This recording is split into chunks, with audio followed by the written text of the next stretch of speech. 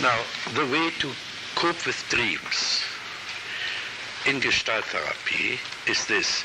We consider dreams an existential message, not a residual of unfinished situation or traumatic things or wish fulfillment. And we have to find out what is the message we get from our dreams. There's something else in the dreams that has to be understood. A dream is a fragmentation of our personality. Now, by fragmentation, I mean this. If I have 3 pieces of wood and I put them together into a triangle, then the triangle forms a gestalt, a coherent one. Now, if they are again taken apart, they're fragmented, they're all over. So much of our personality is fragmented. It's there, but it's not available because the different parts are separated from each other. Now, Gestalt therapy is not an analytical but integrative method. And the main thing is, if you work with dreams, not to interpret, not to play interpretation and intellectual games. I believe any interpretation is a therapeutic mistake. Any interpretation is an interference of the therapist's opinion on the patient. So the patient has to do all the dirty work by himself. And the steps we do is that we first ask, will you tell us the dream? Yeah. I was in a long, dark, cold place, possibly a cement bunker or sewer underground with my children. None of us were wearing clothes, and we had some scuba diving equipment or some kind of hoses. And I knew I had to get out, and I had to get them out, and I got very angry at them and started hitting at them and yelling at them, but it didn't make it. I never could contact their flesh. I hit them very, very hard. Now you know already what you one of the extension message. You avoid getting in touch and hitting the children. Can you see that? In my life, I hit them a lot. And in the dream, you? I don't feel very good about hitting them when I do. Now, this is the first step. The second step is I make you now a stage director. Mm-hmm. Will you set the stage for the dream? And talk in the present tense. Build up the stage in fantasy. Okay. I am here with my children. There's the sewerage. Okay. I'm in a cold, dark place, and the walls are cold on either side of me. And my kids, I think, are ahead of me, but they aren't going fast enough. And we have hoses with us that are tangling us up, rubber things. And I say, come on, let's go. And I'm hitting them and hitting them and hitting them and hitting them and hitting them. And they just kind of stand there. Really, it just never gets through to them. It says I'm hitting a vacuum. Now play the child and talk to your mother. Oh, I'm not going to move. And you certainly are making up a storm, and she's not going to move. And you can knock yourself out, and I'm not going to do a damn thing. I'm going to go exactly where I want to go. No, I can hear you. And it stopped there, or I forgot it there. Yeah. All right, now let's have a real encounter with your child now. Mm-hmm. Shall I take that seat? Take that seat. You can't touch me. You can't hurt me. You sure are making a fool of yourself, yelling and hitting, and I'm going to go at my own pace. You can't rush me. What would you answer? You have to get out of here.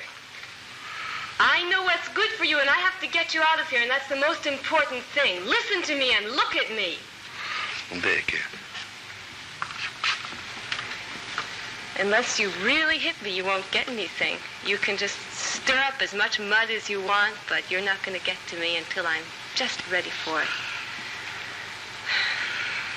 Now, can you talk to me like your children? As yourself?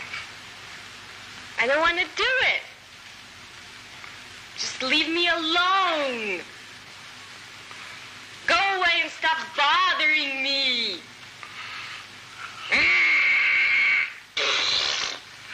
Now be your own age and talk in the same spirit, but express yourself as you are to me. You just leave me alone. You can't touch me. You can't do a thing to me. You can strike out, you can look away, you can be bored. It really doesn't make any difference. And I pick up the fact that I'm going to go like that. What kind of person are you playing now? What kind of role? It's a mixture. It's very haughty. Yeah. And it's a little tiny bit seductive also. Yeah. The dream was so powerful when it was happening. Yeah.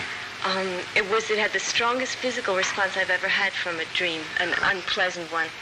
And I don't know why it isn't even stronger, why I'm not going into orbit with it, you know? Maybe it's such a stalemate. All right. Do you feel anything of this till now? I can summons it up. I'll tell you why I thought the dream was so important to me after I had it. Because when I get very angry, I turn often that anger, or I used to turn it in just like that. And I'm not really going to hurt myself, but I tried as hard as I could. Sometimes I would even pinch myself, but I was never going to break it. Now do this to me. Now notice when you do this, you hold your breath. Yeah, oh, it's real holding breath. Yeah. Now do it again and breathe at the same time.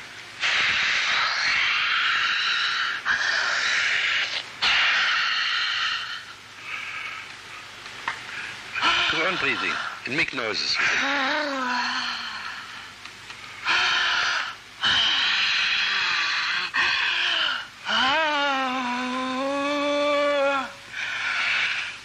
What do you feel now? A lot more power. Yeah. See, now you have re-owned some power from the dream. In the dream, you were impotent. Yeah. Now we have taken some of the power of the children away from them and give it back to you. Yeah. I think I lash out at them and then I take it back immediately into myself. Yeah. Oh, will they get it tomorrow? Thank you. So even if you don't consider the whole dream, if you do it on your own, if you dream and you just play the different parts and understand, at least try to confront each other, have a lot of internal encounters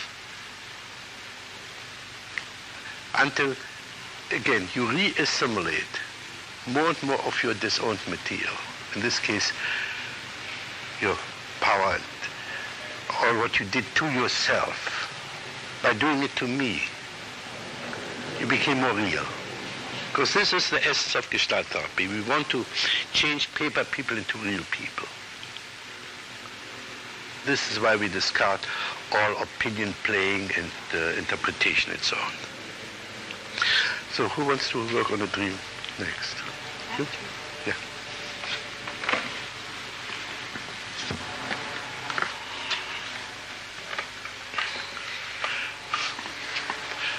In order to make a shortcut, let's do something on the surface 4D.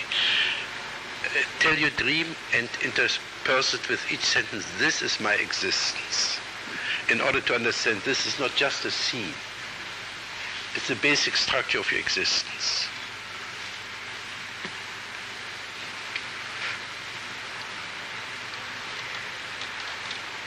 Then I should speak in the now for this dream, I think.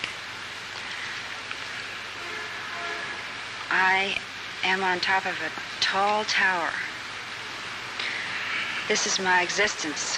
I have to interrupt you because there's some expression going on. Don't interrupt it, please.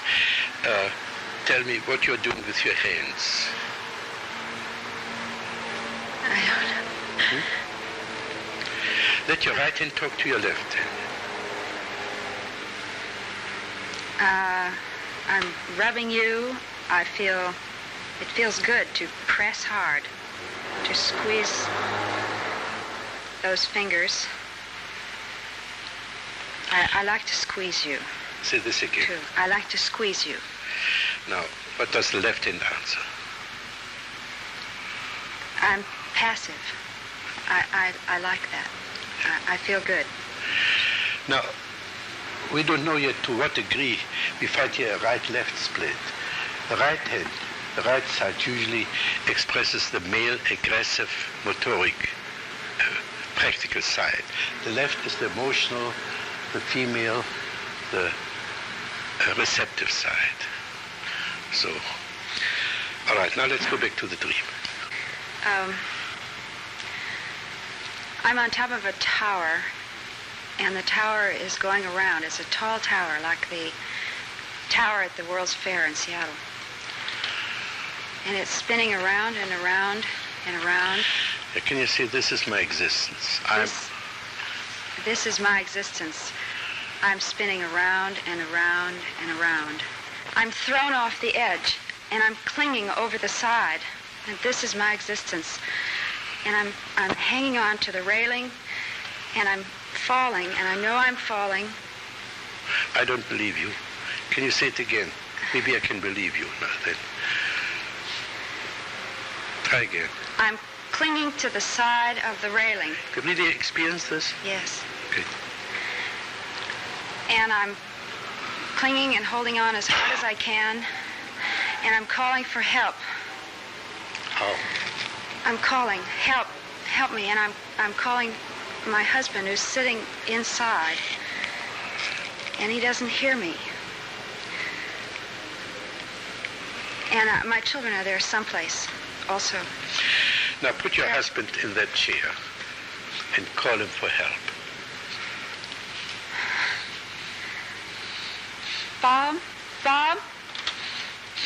Bob, come and help me.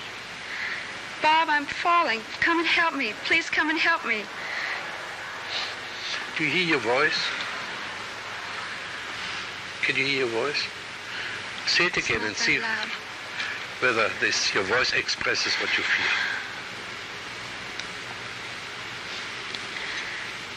Bob, come and help me, Bob. Come and help me. I need your help, Bob. I need you. Say this again. I need you. Again. I need you. Again. I need you. What does he answer?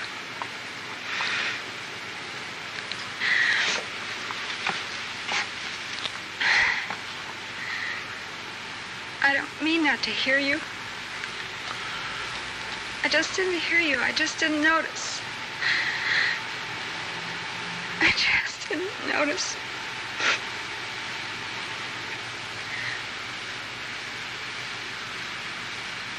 I want to help you.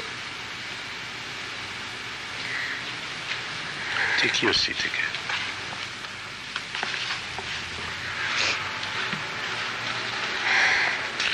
What would you say to him?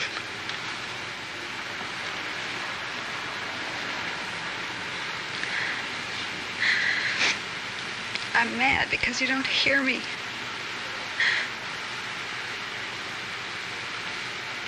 It seems like you don't care.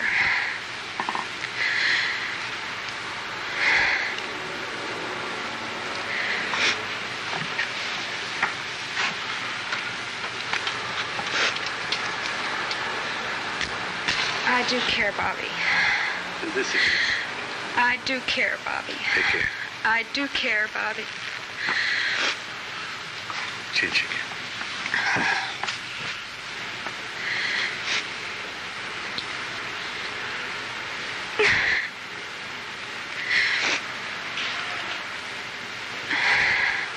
I want to embrace him. Do this.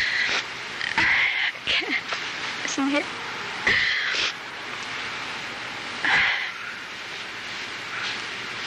Did you get the message?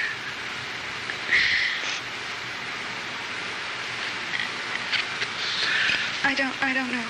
But you understand, Yeah. there's something wrong with your communication. Yes. And you play the blaming game. He is to be Yes. blamed. Yes. It could be that you don't know how to touch him, how to communicate with him. Well, there's so much more in the dream. You are desperate clinging and so on. But I think we want to finish up. At least you got a little bit on this dream, right? Yeah.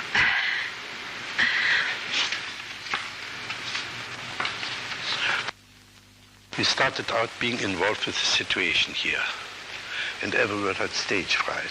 Now when some other gestalt emerges, like the dream work, you get so involved in your own happening, then the background recedes. You become real in a different way. Now one could take one dream and take up every little item, not just the different people, but the different things. And this would be enough to achieve a complete integration. But what mostly happens is that after a dream is worked through and some of the fragmented pieces integrated, we get another dream that shows more what's going on and already simplifies. You see, especially when you have these nightmares, which are the real frustration, self-frustration dream. And you stop frustrating yourself, you stop interfering with yourself. Then you start to blossom out and be in touch with the world and so on. So let's have another try at dreams. Will you come? Now again, go back into the dream. As long as you dream, the dream seems to be absolutely real. The most absurd dream appears to be real, and this is absolutely justified because what you dream is real. It's a different language. So what is your dream? I was in a department store, like Macy's, but it... Just talk already in the present tense. Enter the dream. I'm in a department store, but it doesn't have any limit to the floors. It goes on and on and on. You can go up the escalator. My mother was waiting outside in the cold, and she was hunched over in a black coat. And I went in to go shopping, and... You see that you immediately killed the aliveness of the dream, and, well, I don't yet expect from you a real cooperation, and also the dream confirms this. But at least try to stay in the present tense. I'm in a department store. Your mother is waiting outside. My mother is waiting outside. She's in a black coat. I go inside. What are you doing with your left hand? I'm chopping my leg. You're chopping your leg. Go on chopping your leg.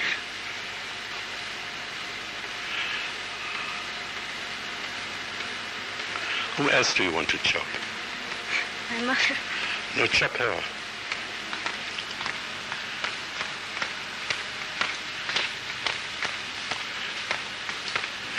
And at the same time, it indicates that your mother is your leg. All right, now let's start with this little fragment of the dream. If you were this department store, what kind of existence would you lead? You're now this department store. I am the department store. Yeah. I'd be big. I am big. I am big. And I have many things inside my stomach. I hold everything in the world. It's all there. Anything you want, you can find inside me. There are books and records and furniture, and I have clothes, and I have... Now, can you listen to your voice? Can you play your voice? Like an instrument? Ah. It's not how I hear your voice. I hear your voice.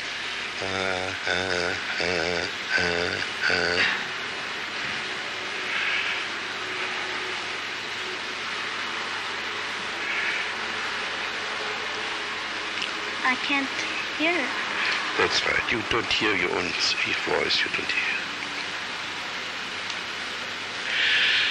All right, now, be your mother. Nanny, Judy, where are you? What are you doing? Why don't you call me?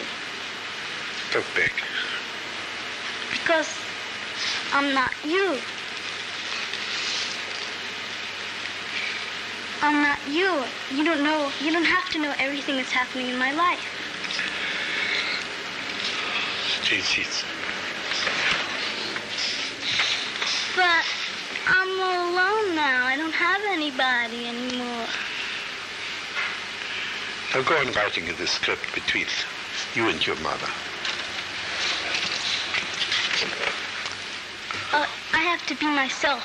I want to tell you, because you never listen.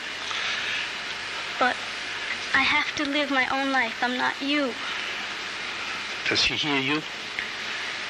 Does she hear you? What? I don't think you're me. I don't expect you to be like me. I have my own life. You know that.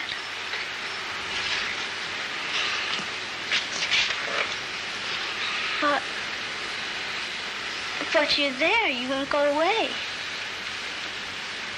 Let's do something phony. Let your mother go into the department store. See what she would experience there. Play your mother in the department store. Well, Judy, look, here's a nice dress. Don't you think this would look good on you? It just will make you look older.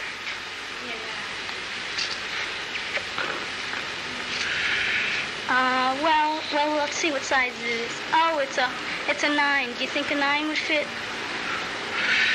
Okay, now you are allowed to talk back to her or talk with her when she says, wouldn't this fit and so on. But I don't like that. I don't like the color. But you, what color do you want? I want red. But you look terrible in red. You know you don't look good in red. Are you aware how much more alive you are when you play your mother? Yeah? Then your voice at least has some kind of quality. Now comes the $64 question. How old are you? 21. 21. And what do you need a mother for? I don't need a mother. Well, tell her that. I don't need you. I don't need you. What does she answer? I know, but you know we're here just in case of an emergency. You know where to come. Now go on writing the script. But in case of an emergency, I want to be able to do it myself, you know? I don't want to have to need you for an emergency. Yeah, I know, but you know, just in case, if you need money, you know, something like that. But I don't need money. I'm doing all right by myself, and if I didn't need it, I'd find a way myself to get it. Now you're always talking more or less defensively. How could you, if you don't need your mother, how come you don't get rid of her? I don't know how. Now, I'll give you ideal Fritz. Put him in that chair and ask him how to get rid of your mother. He is your own psychiatrist. Fritz, I've thought about this a long time, and I'm really hung up on my mother. And I think you can tell me. How? Now play him.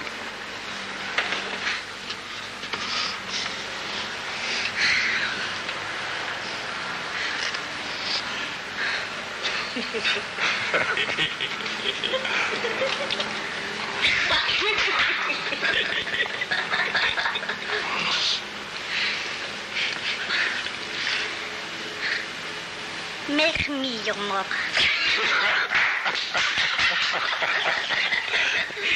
I am your mother. What will you do to me?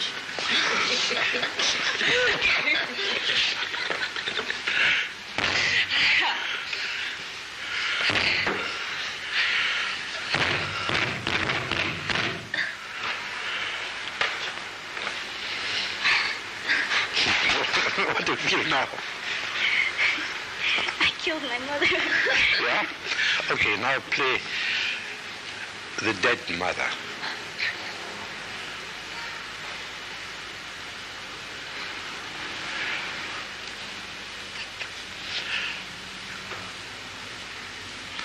What do you experience as the dead mother? Pain. Express it.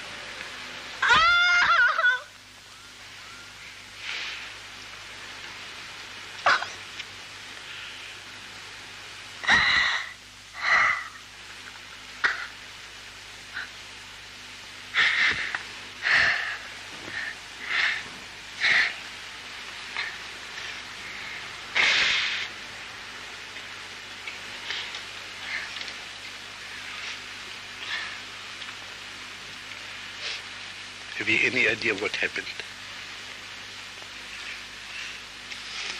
I don't have an idea.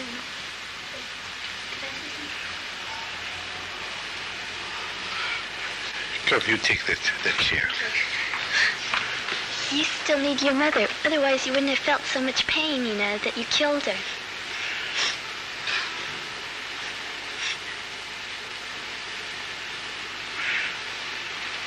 You see, you're thinking for her.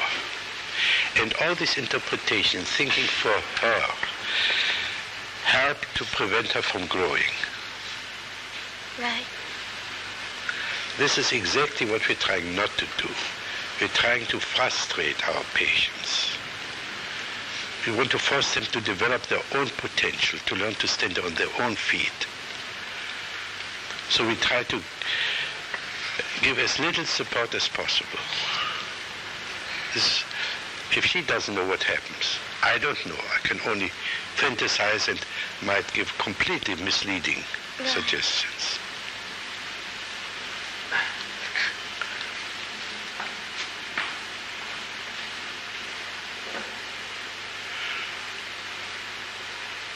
What do you feel now?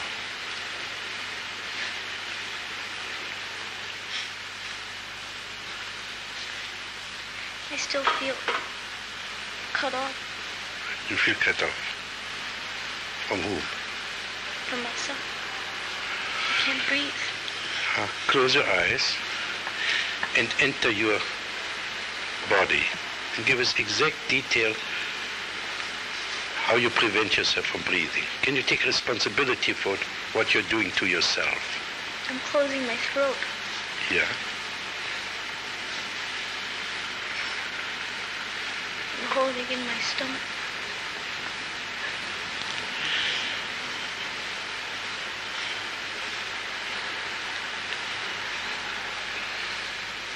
Tighten my mouth.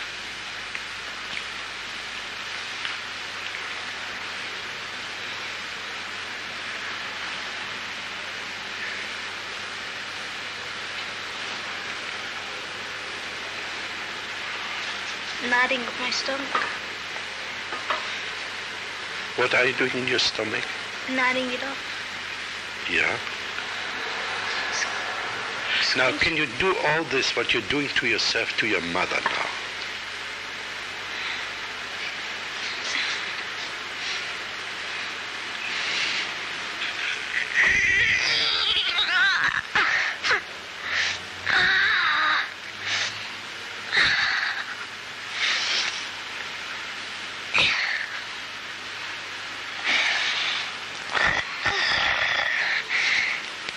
Noises with it.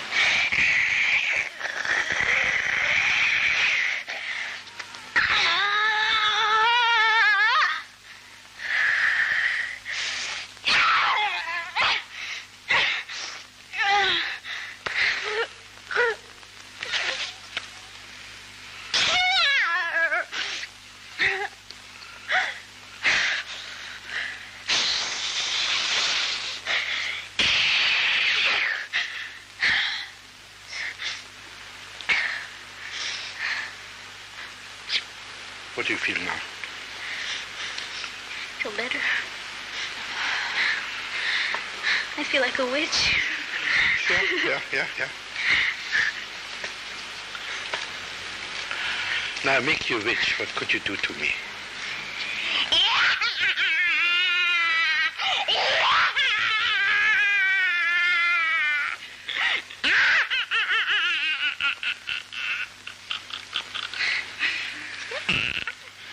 You enjoy being a witch?